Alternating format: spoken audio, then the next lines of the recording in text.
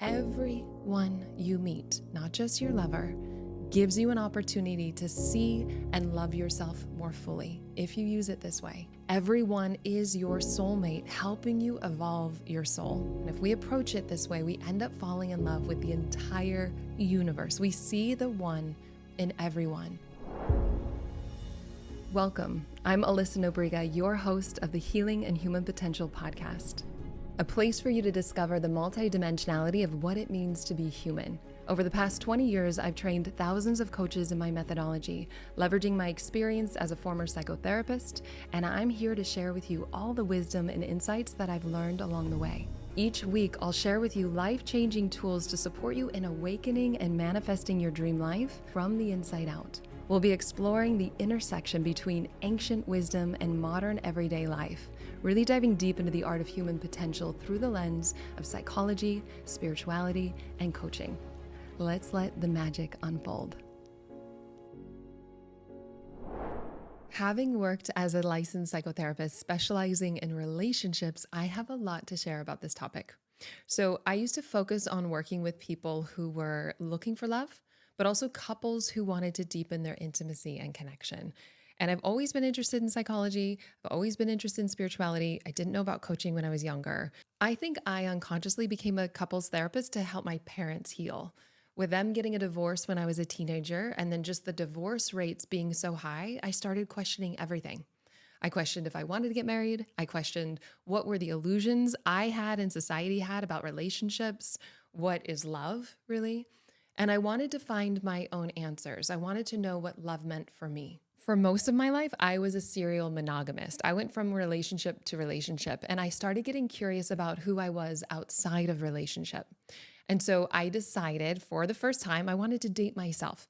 And I did this for 9 months. And between my own personal journey, as well as counseling thousands of people and couples around their experiences of love, I've come to some really powerful discoveries. And I've realized that we have 4 main stages of love based on where we are in our consciousness. And so in today's episode, I'll be breaking down each level and sharing with you some of the insights and lessons that I've learned along the way. And just to be clear, your safety is always my priority. If you're ever in an abusive relationship, I'm never recommending that you stay. I don't want to get into the nuances of that in this episode, but please know that this episode and podcast is just presented for educational and entertainment purposes. It's not intended to substitute the advice for a physician, a psychotherapist, or any other qualified professional. And so before I get into each of the stages, I want you to know that there's no stage that's better or worse than the other. So each stage is a necessary part of our evolution. And so a good way to think of this is stages of your development. So similar to progression in school, you start out in kindergarten and then you work your way up to graduate school. So know that each stage is important and it serves you, but try not to get caught up in what stage you're at or make a story out of it. Again, all stages are equally necessary. They hold unique lessons and wisdom within them. And so wherever you are is exactly where you're meant to be. There's no need to judge yourself or what stage that you're in. And it's also not necessarily in sequential order either, meaning you can jump from one stage to another. All right, so let's dive in. So the 4 stages of love are: number 1, I need you. I need love. Number 2 is I choose love. 3 is I am love. And 4 is love. And so the first stage is need. I need you. I need love. This stage comes from codependency, thinking that you need another person for love. And just to be clear, this isn't about having needs in a relationship. We all have needs. That's totally fine. But this is the idea that somebody else completes us, right? Our other half. We need them to feel whole. And a really great example of this is the infamous quote from the movie Jerry Maguire, "You complete me," right? It's very romanticized. We also see this in Disney movies. It plays out in countless different ways where the prince comes along and he saves the princess, right? This is the happily ever after syndrome of stage 1. And from my perspective, modern day society has it completely backwards. We glamorize stage 1 love. Instead of once I find a partner, then I'll be in love. It's if I'm in love, then I'll find a partner. Get it? Same principle applies with business. And so instead of if I'm successful, then I'll be happy, it's if I'm happy, then I'll be successful. Mainstream's perspective is outsourcing our power, thinking that we need something outside of ourselves to give us what we don't already have, right? That we need to get something from somebody else. And when we believe this, if we do end up in a relationship, it puts a lot of pressure on that relationship to fulfill all of our needs. It can lead to a lot of frustration, manipulation, and control. And that perception actually clouds the love that's already here. It sets us up for failure. And the truth is, when you're coming from that place, you're coming from lack, and nobody could actually ever truly fill you because you couldn't fix an inner perceptual problem with an outer solution. So it's not about changing the view, it's about removing the dirt on the glasses that's clouding that view, right? It's about waking up beyond that perceptual filter because you don't lack anything. That was just a misunderstanding.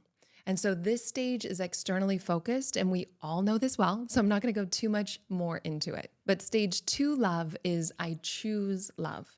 And most people in Western society are here now. They're waking up to this stage, maybe because divorce rates have been so high, we've started to put more attention on it as a collective. But at this stage, we don't necessarily need a partner for love in the same way, but we do want a partner to feel love. People are often looking for the one at this stage. And what psychologists have realized, specifically Harville and Helen Hendricks with Imago Psychotherapy, is that we unconsciously attract a partner who will bring up our childhood wounds so that then we can heal them. So let me ground this. For example, you may be telling yourself that you're looking for tall, dark, and handsome, but in reality, what you're really attracting and looking for is somebody that's emotionally unavailable, and that's who you end up attracting because it's similar to your father. And of course, we wouldn't really attract somebody like that intentionally. We wouldn't choose that, but this is unconscious because our unconscious thinks what's familiar is safe. It's not necessarily true, but this is how we're wired as humans. And so when we're with somebody, we are literally a perfect match for each other's wounds. It's like a puzzle piece. We fit together perfectly. And your partner becomes your mirror so that you can see your stuff more clearly. And then ultimately that helps you heal it. Imagine having a fulfilling career doing what you love, working from anywhere in the world, setting your own hours while making good money and a big impact. If that lights you up, then I'm super excited to share with you today's sponsor, the Institute for Coaching Mastery. This is my robust, accredited year-long certification program for new or seasoned coaches, therapists, leaders, and those just looking to up-level their life in a profound way. We have an amazing community of students from all around the world who have really started their journey to expand with us both personally and professionally. And this experience is designed to give you the 3 things that you need to thrive. So first, you have all of the tools and support you need to move past what's been holding you back so that you can completely change the trajectory of your life. And then you learn how to masterfully and confidently facilitate transformation with your clients or your team, regardless of your niche. If you want to do health, business, relationship, or you just have no idea yet, we hold your hand through that. And then lastly, you'll receive my 6-figure and beyond signature roadmap that's customizable to meet you wherever you are. So whether you want to do high ticket sales, online marketing, or you just want to hit 6 figures without ever needing to go on social media, we've got you covered. And this truly is the most rewarding work in the world. We have new students now who have a wait list of dream clients in under a year. We also have seasoned students who are doing $80,000 months. And this is really about creating lasting transformation from the inside out so that you can share your gifts and serve the world in all the ways that you're called to. And I've seen firsthand the power of what happens when you have the community to collaborate with, but you also have the right tools and resources to really thrive. And so whether you want to do your own personal development, you're wanting to become a coach, or you're just looking for a cutting-edge approach to really grow your business, the Institute for Coaching Mastery is for you. You are held every single step of the way. And so if you want to get behind the scenes access to the Institute with 3 proven transformational tools for free to help you create the business and life you love, all you have to do is go to alyssanobriga.com/tools, or you can find us at alyssanobriga.com/apply now to see all the details and apply today.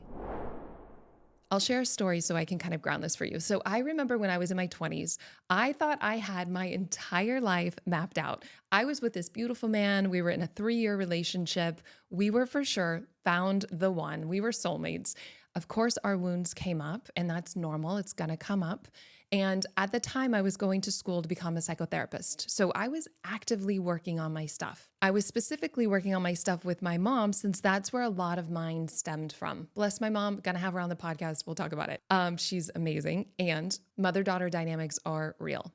And so after working through most of my core stuff with her, I found that something felt off in my current relationship. He ended up saving up for an engagement ring, and I ended the relationship. And I was just as confused as he was. It made no sense to me at the time why I was leaving this beautiful man. I also left my grad school at the time. I left the community I had in San Diego, Southern California, and I moved to Los Angeles, where I didn't have any of that. I followed what felt right, even though it didn't make sense. I always follow my intuition over logic, and I trusted myself. And I'm so grateful that I did, because of the life I have now.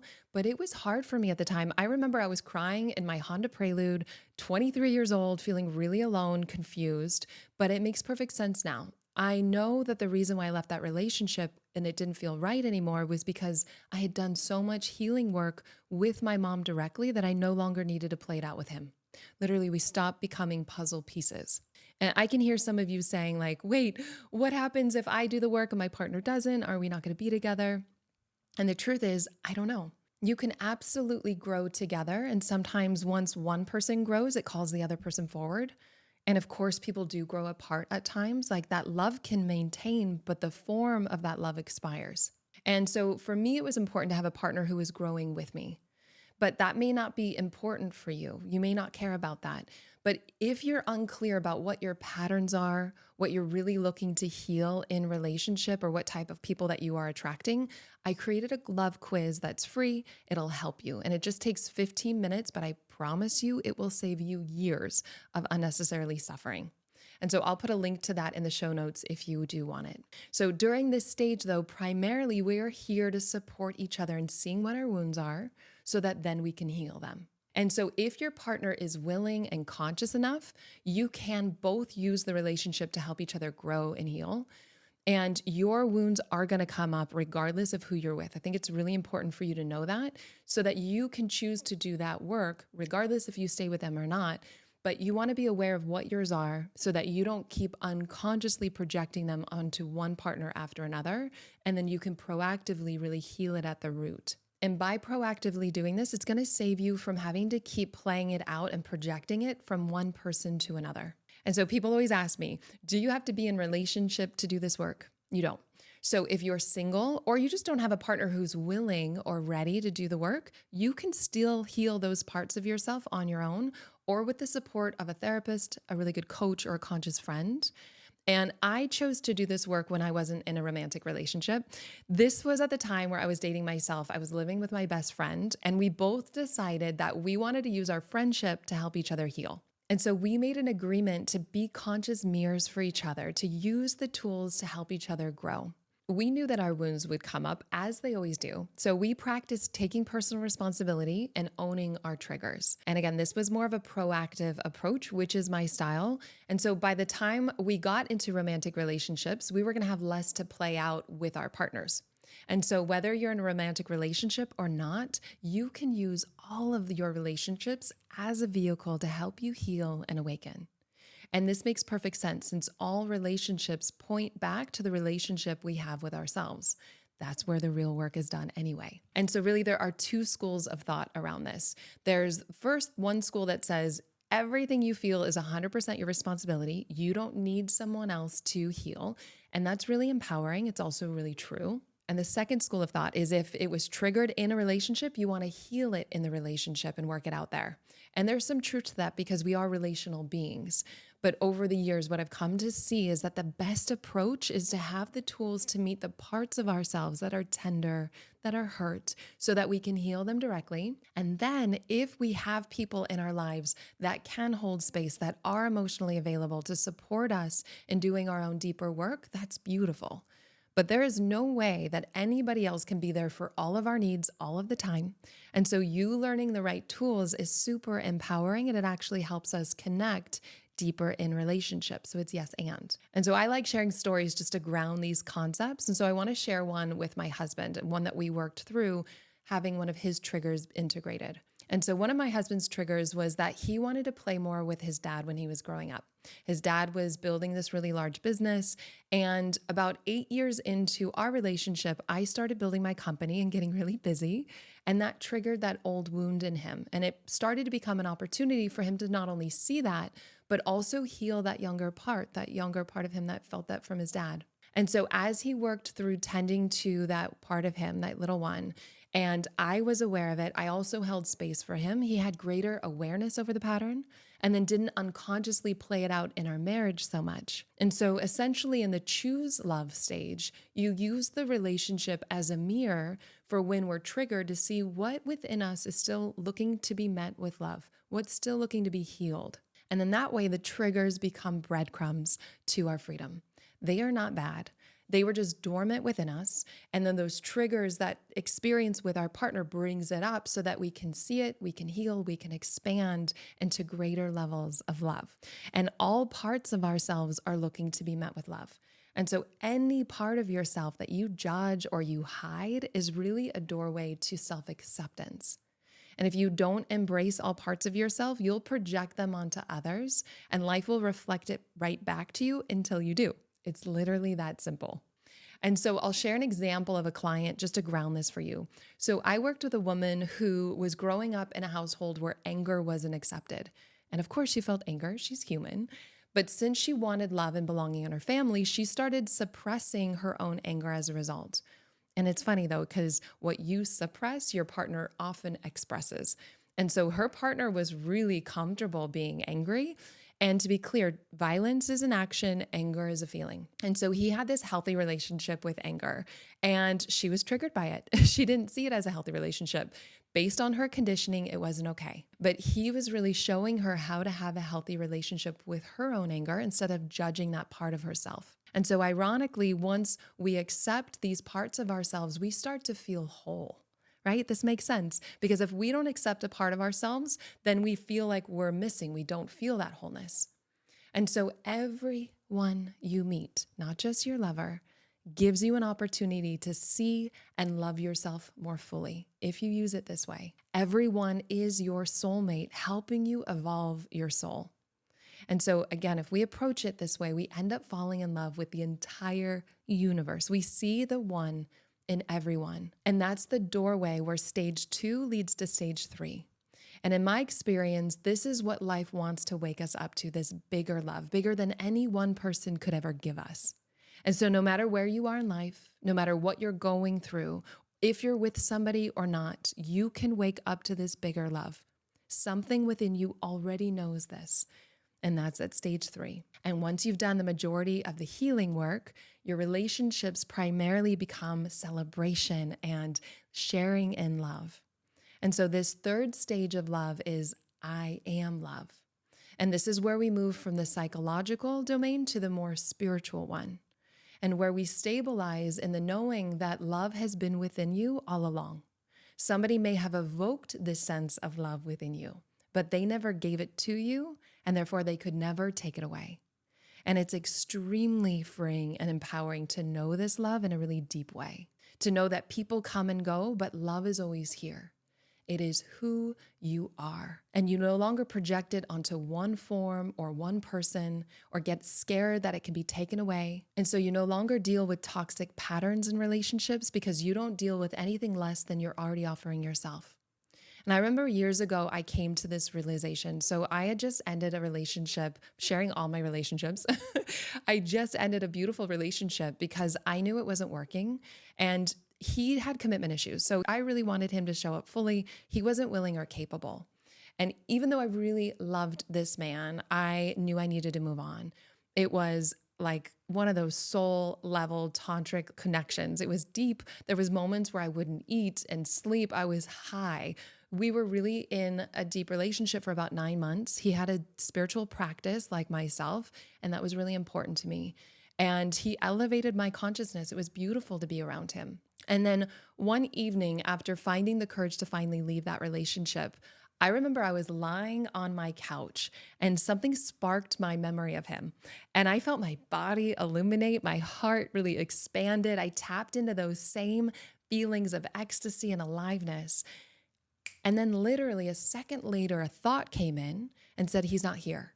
And then all those emotions immediately disappeared. It was like I felt somebody deflate all the air out of the balloon.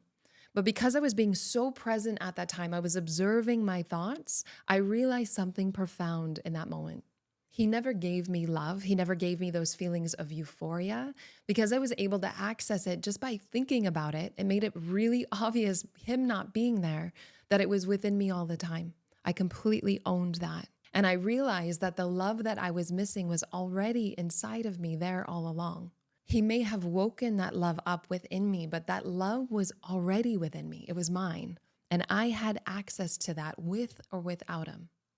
So in the I am love stage, you see that you are the source of love. You discover the truth of who you have always been as whole and that you never lacked anything. And so that leads me to the fourth stage, which is simply called love. It's not I love you. There's no I and there's no you. There's just simply love without separation. You might also call this enlightenment. And in my brief experiences and openings of this bigger love, it's the most intimate experience of life itself, of oneness. It redefines what love is. And it's seen as the very fabric and nature of life itself. The chair, lover, the trash, all the same. And so just to paint a picture, the closest analogy that I can share is to imagine that everything was made from gold. Everything was made from gold, the rings, the plates, the vases. So it's all the same, but just appearing as different forms. And so love is the foundation. But at this stage, it's no longer who you are, it's what you are. And the bridge from stage 3 to stage 4 is questioning who you are. It's all about identity. And so rather than I am in the world, there's a shift in perspective to see that the world is in me, not as a separate self or a separate body. But I'll share a story, and there are a lot of different realizations that I've had. But the problem with sharing a story is that it seems like it's not here now. And so I want you to hold that in context as I share it. And so I was casually questioning the nature of reality on a Sunday afternoon outside of my patio, as one does. And my spiritual practices have always been questioning everything and meditation. And so I was specifically looking into what I thought awareness was. And literally everything collapsed on itself. Everything was one. Separation was removed. And I would say this is the deepest connection and intimacy there is, but connection implies two, and it's not. Literally, in this vastness, this state of oneness, my husband walks out, the mind labels him as Emilio, and separation kicked back in immediately again. It's hard to put some of these things in words, and so at this stage, you'll find it gets a little bit more poetic. One of the great poets, Rumi, says, "You are not a drop in the ocean, you are the entire ocean in a drop." And so words start failing because it implies separation. And so I'm going to leave you to discover this for yourself. But my path has always been to question everything. It's more of a removal process than adding anything. And I want you to know that no matter where you are in your life, no matter what you've gone through, it is possible for you to wake up to this love right now. Because something in you already knows. It's all here to wake us up to this bigger love affair. A love that no longer is reserved for one person, but experienced in, as, and through all of life. Life wouldn't want us to stay deluded in this egoic love and miss out on this kind of deeper love. And my favorite quote is from St. Francis of Assisi. And he says this beautifully when he says, "What you are looking for is what's looking." And so I'll say that again, just so you can sit with it. What you are looking for is what's looking, is what's doing the looking. And so I hope that this episode has expanded your understanding of love and has helped you shift your perspective to the opportunities that actually exist in all relationships. You can trust that you are exactly where you're meant to be and know that everyone is your soulmate here to awaken your soul. Just keep using all that triggers you to free you. Use all of it to come home to yourself. And as you do, you embody your wholeness. And then you project that onto the entire world. And so I hope that you realize you are the one you've been looking for, both in meeting those tender parts of you psychologically, but then also in the deeper truth of this statement spiritually. You are the one. You are the source of love itself. Thank you so much for doing this work that changes the world, starting with yourself. It truly does make a difference. And if you're finding value in this podcast, a cost-free way to support us is by leaving an up to 5-star review. It does mean the world to us. And as a thank you gift, we're going to send you one of the most powerful tools that you will ever discover. You're going to get behind the scenes access showing you how to live into your full potential without letting fear hold you back from stepping into your dreams. Just head over to Apple Podcast or Spotify and leave a review now. You can take a screenshot before hitting submit and then go to alyssanobriga.com/podcast to upload it. And make sure to have your automatic downloads turned on wherever you listen so you don't miss any of the upcoming episodes. I have so much magic I can't wait to share with you. And you can find all this information in the show notes below. But lastly, if you're on Instagram, I love connecting and hearing from you. So come on over and say hello. I'm at Alyssa Nobriga. Thank you again for being here. I cannot wait to share more with you.